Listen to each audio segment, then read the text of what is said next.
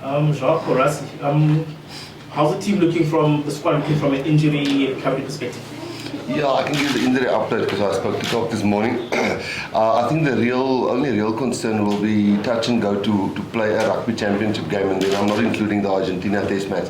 Is Andre. Evan's results really looked good yesterday. He's testing. Same with Jaden. I think he'll take part in the with the other injured. Damien Willems is all ready to go. Do you want to miss? No, that's the basic 3-4 there was questions about it. So Andre is a bit of a worry if he will be able to play in the Rugby Championship. Why is this a bit of a worry? What's the extent of his injury? It's a calf injury which he re-injured, which he had when he was playing for Leicester. So re-injury, we're always a little bit more nervous. That's the reason why we have Elton here, so that Andre can fully recover and we don't push him too early and give a date for him is more or less the same in Sia now. We're looking at either that Argentina or that Wales or that New Zealand Test match, which is not part of the Rugby Championship. You tend to, when you only have 2 fly-offs here, you tend to put pressure on the guy to be ready then. This helps us at training especially, and not for guys like Faf to sort on a 10 and those kind of things. It helps a lot. But also Damien Willems is fit now. Jacques, have you guys sort of got an idea of the group you'll be sending to New Zealand, and when you'll be announcing that group? Yeah, I think we definitely in our heads we've got a pretty good idea, and obviously the players will have a pretty good idea, but there's still changes. I mean, like now Damien last week, this time we weren't sure if he'll be ready or not, and like Rassie said, now he is, so that changes in terms of strategies that you will do. But I think we will probably only announce that with a team announcement next week, because we would probably not like the people to know who's going where, when. Yeah. So you're only sending them late next week, or will it be earlier week? Yeah, the balance will probably be for us to it's nice to have this big squad because you can actually go 15v15, so probably the balance will be to send them as early as possible or as late as possible, so that the team that will play against Australia will have a proper test preparation week, but also sending them early enough so that they can get the benefit of time getting over jet lag. Just to qualify that we've booked make sure that we booked enough spaces on the Tuesday and the Wednesday to make sure that the Australian team is not underdone in terms of opposition. So if we are happy by Tuesday, they'll probably fly as soon as possible, so either be Tuesday or Wednesday. Jacques or Rassie, just your thoughts on Eddie's team and the fact that he seems to try and bring the heaviest pack to South Africa for a change? Yes, look, to be honest, I think Eddie will probably do, what I read in the papers, and obviously I'm not 100% sure what's going on in their camp, but if you look at, he's got 2 squads and different names, so the one that he says is going to go to the Rugby Championship or coming to us, and then there's other groups staying behind. He gave them another name. So I think everybody is focusing on the Rugby Championship because you want to go into the World Cup with momentum. But I also think there's a long-term thought process going on in everybody's heads in terms of preparing for the World Cup. I think it's similar with Eddie, So in terms of, and I think what we said last week is that it will be tough for us to kind of prepare for what Australia will bring, because we're not sure will it be Eddie more England mindset, or will it be a Dave Rennie mindset? Some of the Brumby players only came in a little bit later, so you're not 100% sure. So I think the key thing for us is just to focus Brendan on ourselves and to make sure that we get our stuff right, because we will guess if we know what they're going to bring from their side. Jacques, obviously with Andre now out, how close are you to finding your sort of captain captains for the Rugby Championship for the Test matches? Yeah, no, I think like we said previously, Sia stays our captain for the World Cup until he's ruled out, and we will have interim captains that we will select in the build-up towards that until he is ready to take over as captain. We just like to next week, Monday, Tuesday, when we announce the team, we'd like, obviously the team now already with the captain is for the first game, and then if we announce that, everybody will know what the team looks like next week. So the players now, just don't want to speculate this weekend in the newspaper, and that becomes the big story, where Australia is actually the big story, so not story, interest. So yeah, we will announce that. We've been training like that, and then for the game or the next one in New Zealand, there will probably be other captain as well, so it's not to be funny or anything, it's just a team announcement. We'll announce that together.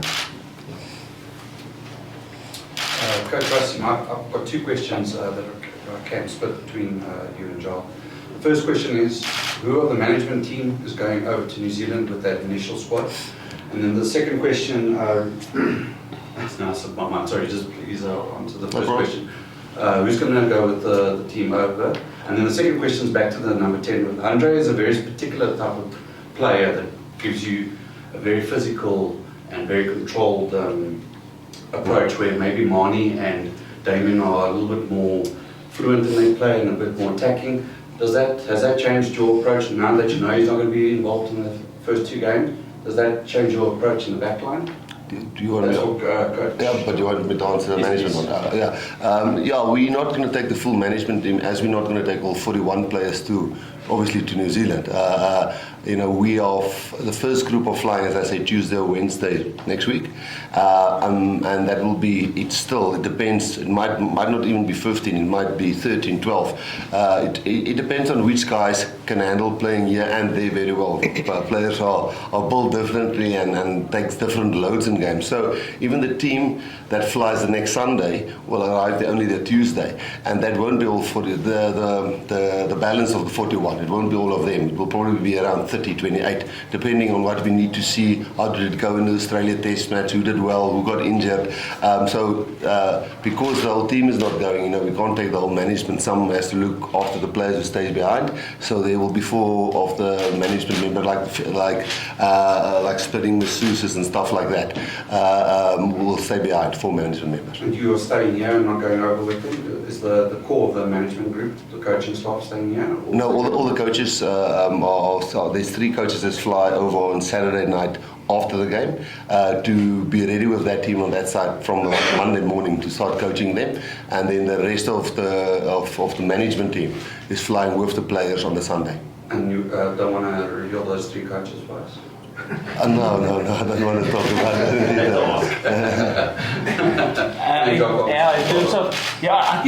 I think in terms of let's call it a game plan or game strategy that we have at the box. We have a framework that we put out there, but I think if you ask any player, you must bring your own individuality into that. And so yes, Andre's got a certain individuality, or can I say a style that he brings to the game, but as does Mani. Mani can't be Andre can't be Mani, Damien Willemse can't be Mani, can't be Andre. So everybody's got their own personality and their own style and their own skill set that makes them different. And the framework must, we believe that the framework must never be there to push you in a specific way or style. You must always bring your own characteristics out into our game plan. So, yeah. Can I go? Well, thank you. Bongi, I want to ask you a question. How different is it preparing as a player this year as opposed to 4 years ago? Obviously 4 years ago, it was always a total different story. We were all new, a bunch of new players coming together with obviously a new coaching staff and new plans. So it did take us longer than usual to prepare and to be aligned. But obviously since then, I must say, we're sort of finding our rhythm quicker, sort of aligning quicker, because we've known each other for 4 years now or longer, and we sort of know what the coaches expect from us, and also what they expect from the coaches, and also as players what they expect from each other. We definitely are working harder, because we can't do what we did 4 years ago, because then you obviously are full of the bus. But yeah, we're definitely working harder. We're putting things in place, making sure that first of all we are aligned, and obviously alignment camps did help a lot. But obviously having the whole group together, 40 players, 45 players together, and making sure that everyone is getting coached and everyone is aligning properly with the plan. Okay. Thanks, Tina. Jacques, just following up on the fly-half question.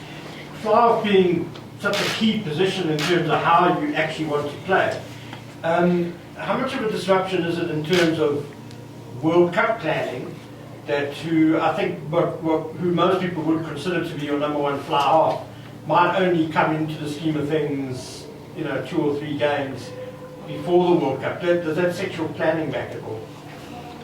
No, I don't think so. I think, like I say, I think the basic game model or game plan that you put out there is the basic one. And then the players will adapt and evolve and apply their skill set into that. Obviously, we must get used to the guy that's playing there. And I think it's probably similar with somebody important like Sia. It's probably the same disruption. I won't say it would be. If you say what's platinum prize, it will to have everybody fit and available in training. That would be in platinum prize. But obviously, it's not there, or it's not the case, and it is what it is. And you're going to either sit back and say, listen, we don't have this guy, or you just move on. And we're fortunate, if you think of the squad that we built over the last couple of years, that we've been together with this group. I mean, I think there's good depth and quality in the majority of all the positions. Yeah. Rassie, obviously yesterday we heard Sbu Nkosi being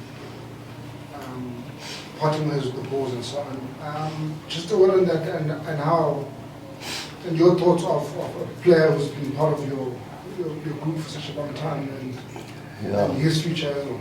Yeah, no, looking at his age and how well he played for us, we just hope as soon as possible we can see him somewhere in the field to rate his play and to make him a contender again and start comparing him like all other players in which league, wherever he plays.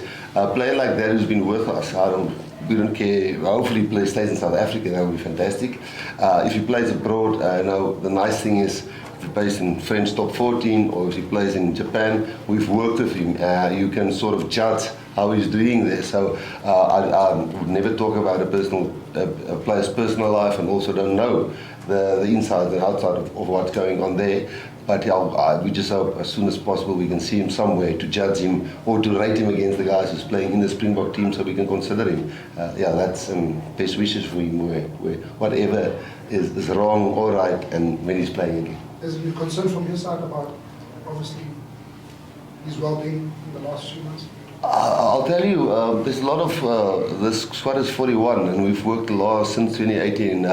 I'm not saying that you're like a father at all, but you get to know that there's a lot of people struggling with a lot of things, and I'm not referring to Sbu specifically now.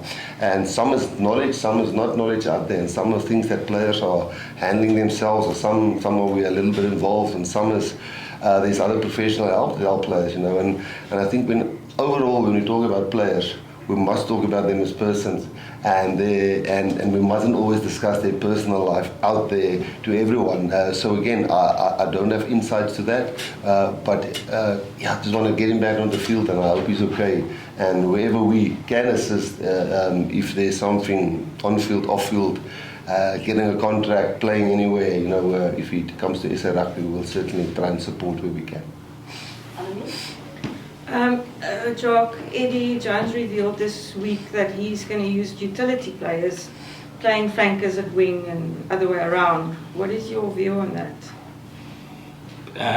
No. Not player kind of out of position. To be honest, every coach has got his own style and things that he would like to do. So my comment on that, I don't know. Whatever, obviously he will do what he feels is the best for Australian rugby, and what I can't comment on what he feels is the best. So yeah. Don't know if Rassie. No, it's just the wingers and centres they have are as big as flankers currently. Betty and those guys, so we didn't hear that. We haven't seen that, so it's news to us now. But Eddie thinks outside the box, and Eddie always plays one or two little mind games before test match. I'm not sure if that's started it or if it's really something he'll do. And he's the kind of guy that has the guts to do stuff like that. And I think he got some rugby league guys in as well. I think Eddie's coaching staff, I looked the other day, it's a hell of a coaching staff with a lot of guys being involved. And I think, not that I'm there to judge that, I think because of his experience, he can probably pull a lot of people aligned in a very short space of time because there's a lot of coaches there.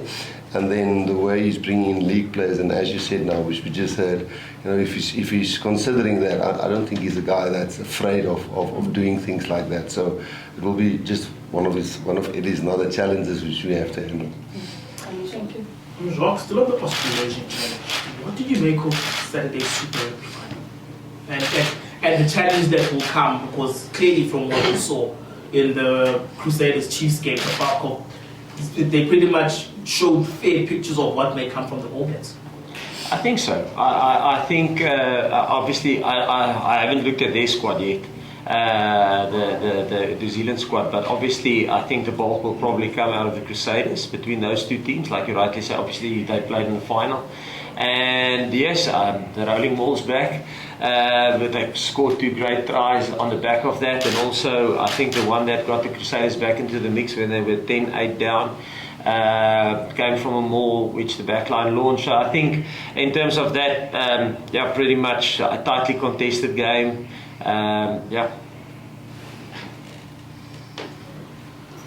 Rassie, could you just tell us more about how you're feeling about the Under-20 Championship? I mean, it's the first time it's taking place in 4 years, and it's significant, especially in seeing the Under-20s actually take part, as they are an important step in terms of how the players are built up for future block representation. Yeah, I must firstly say Bafana is working really closely with us. I know Jacques has went and helped a few times there, Dion and some of our other coaches.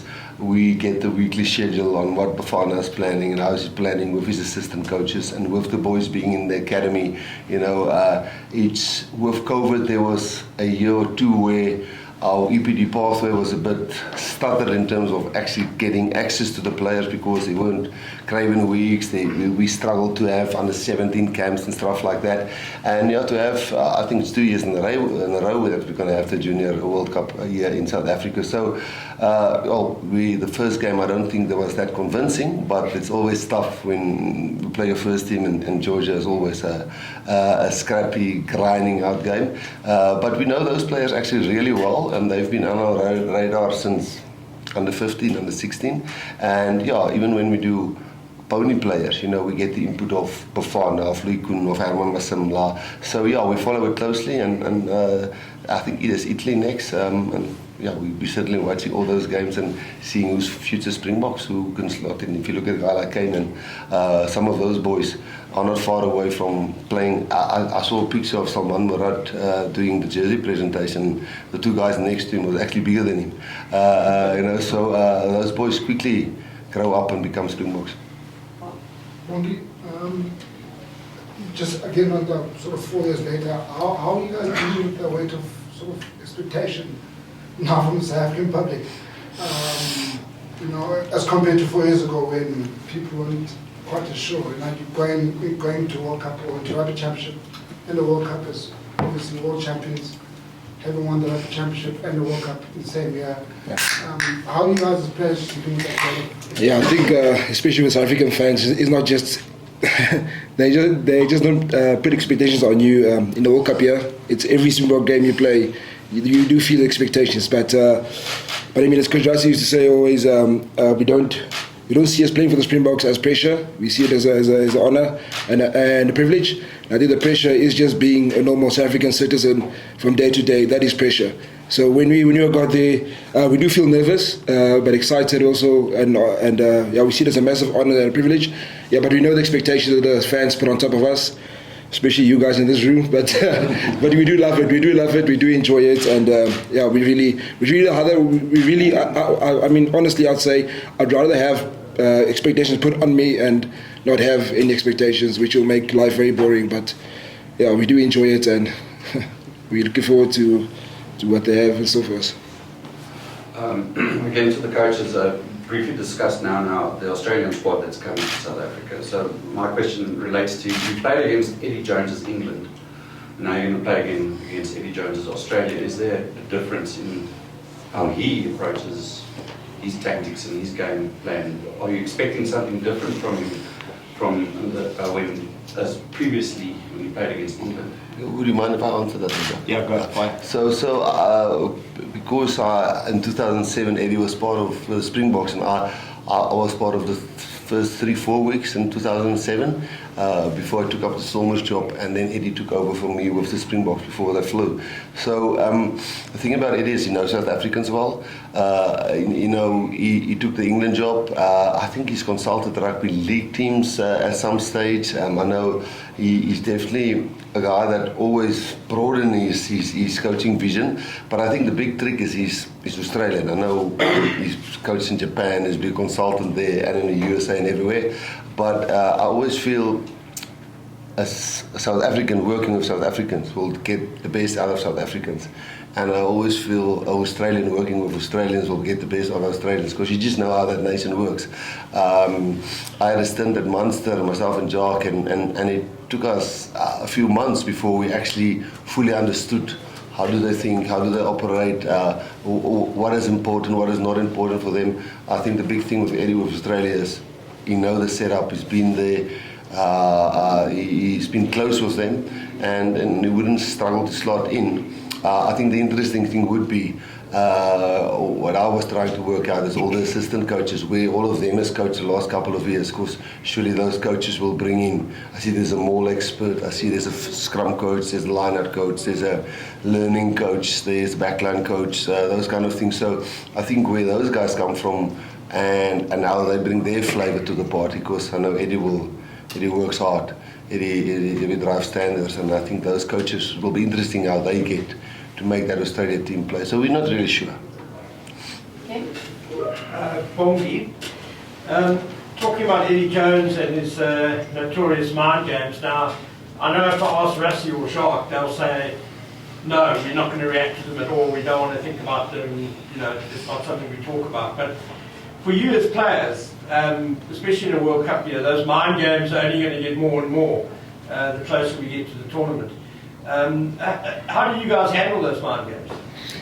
Personally, I tend not to try and entertain it, but I know it's going to be everywhere in the media. Even if you try to avoid it, you are going to hear about it somewhere. But I think personally, or even players that I know very well, we hardly entertain it. We're more focused on making sure that we make every day count at training, make sure that we know all our roles and know the plan. And once you got there, just up to each and every player executing his job on the day. But the mind games, I think in every sport, I'm a big fan of NFL, and you obviously what goes on there, they actually take it to another level, but I try not to entertain it that much. Can I say on that mind games thing, I hope it did not come out the wrong way when I said it previously. I actually admire it in a bit in the way that I think actually always has a plan, and I think he's openly said it, that it's got actually somebody. I don't think it's just, always a matter of Eddie trying to disrupt the opposition. I think sometimes he tries to get to his own team and to get them to understand how people see his team. I think he said it openly. I listened to a talk of him once. So I'm not saying the mind games in a negative way at all. I'm saying I think he's really good at doing it for his own team and maybe the opposition a little bit. So I don't think it's a bad thing. I think it's actually entertaining for sport.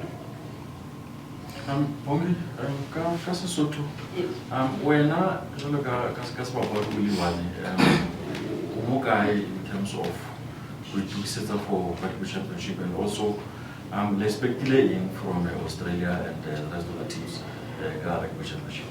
I guess Papa Rigili one gets over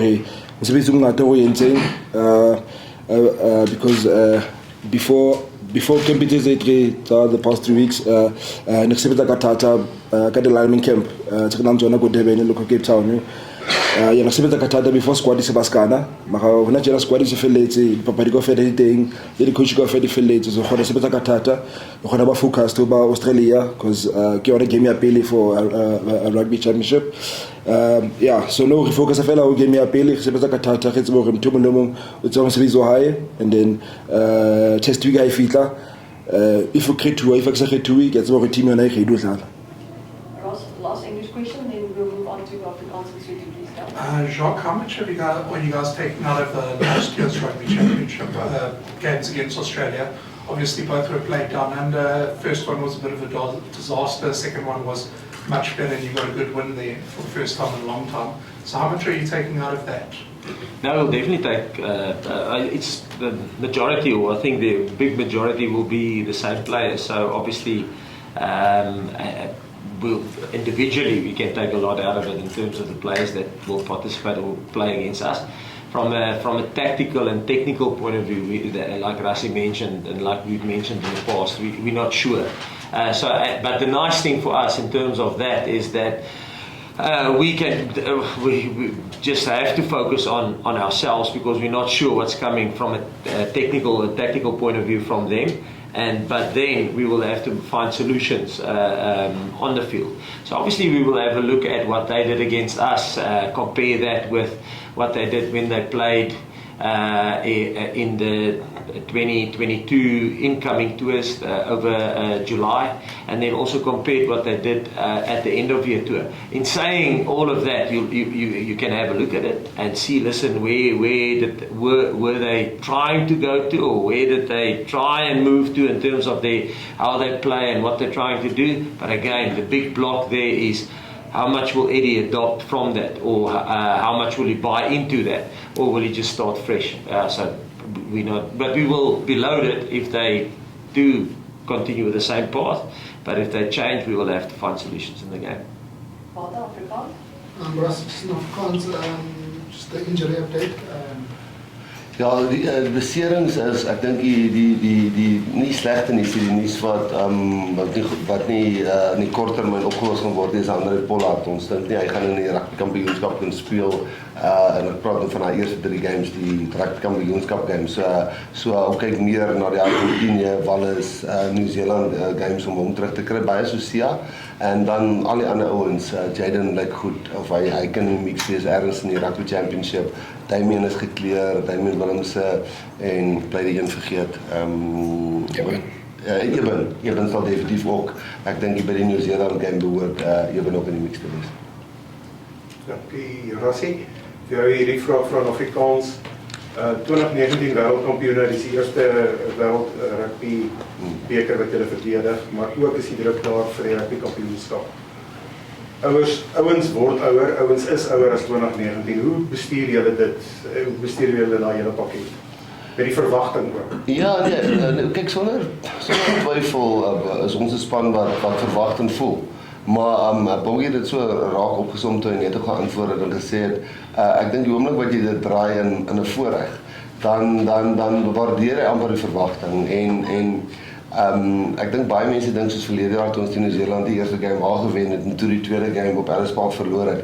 Baie mense dink dit is 'n verwagting ding geweest, maar ons het baie van daai goeders gedoen om voor te berei vir hierdie wêreldbeker, vir die tipe druk wat ons gaan kry en hoe ons dit geoefen het om te probeer hanteer, en ons het baie geleer uit daai tweede game teen Nieu-Seeland op Ellis Park. So ja, dis spelers wat 4 jaar ouer is. Ek dink daar is so 5 manne wat nie in 2019 was nie, en dan sal so 11-12 nuwe manne in die mix, jy weet. So, ja, dit is, soos hy het genoem, dit is eintlik 100% reg. As die mense verwagting het en die mense lewer kommentaar, negatief of positief, dit maak nie saak, dit beteken hulle stel belang. En dis wat ons wil hê. So ja, ons verwag dit, en ek dink ons sal dit op ons heel beste manier hanteer, want dit is 'n voorreg. Opvolg net vir Jacques. Jacques, as jy dalk daaroor gepraat het, verskoon die vraag, toe Elton geland het, het julle aankondiging gemaak dat jy nog nie, of waarskynlik nie, Elton sal kies in die span wat teen Australië sal speel.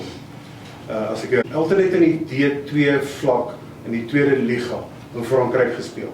Is dit waarom jy bietjie onseker is oor sy spel op hierdie stadium? Wil jy hom eers 'n geleentheid gee? Brei asseblief 'n bietjie uit daaroor. Nee, ek dink met Elton, ek dink Rassie dit nou, ek kan nie onthou dat ons gesê het, ons sal hom nie kies nie, ons is nie 100% seker nie, maar ons is nie seker van ons beserings nie, so as daar nie nog 'n team beskikbaar was nie, dan sal ons definitief vir Elton kies.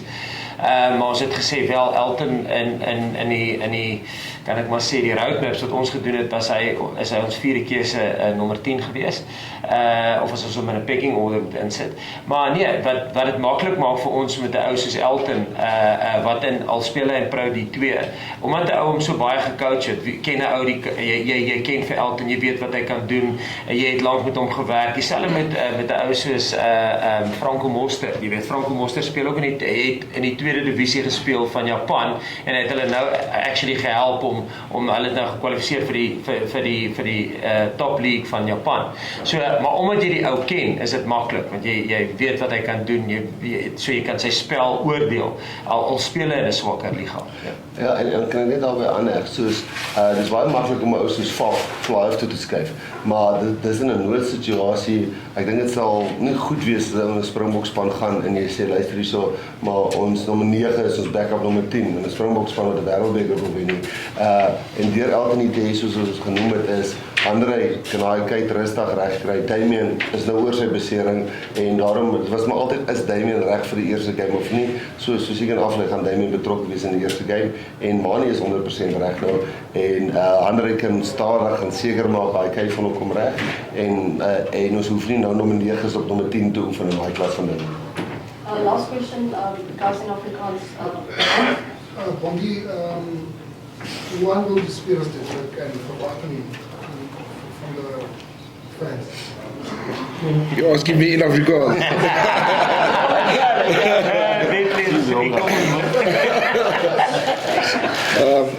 Ek guess wat Bentley, maar hoe laat is dit nou? Yes, ek dink my Afrikaans bandels is bietjie op, so ek sal nie reg antwoord in Afrikaans nie.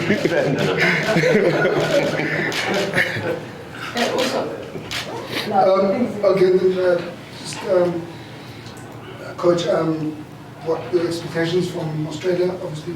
In Afrikaans? Ja, in Afrikaans. Ja, kyk, Eddie is 'n uitgeslaapte afrigter, en ek verwag 'n goed voorbereide span van Eddie af. En ja, nie 100% seker wat se tipe styl Australië gaan bring nie. Ek weet nie of hulle gaan, hoeveel hulle gaan voortgaan met dit wat hulle gebou het deur 2022 onder Dave Rennie nie, en hoeveel hy heeltemal gaan verander vanaf hy oorgeneem het nie. So ek dink vir ons die voordeel daarvan vir 'n wêreldbeker is so half ons sal moet oplossings vind in die wedstryd. So ons sal voorberei, 100% voorberei op dit wat ons seker was, of seker van is wat hulle gedoen het in die verlede, maar ook weet dat luister, dit kan drasties verander, en ons sal dan maar net met oplossings kry gedurende die wedstryd. Awesome. Thank you guys. Thank you very much. Okay.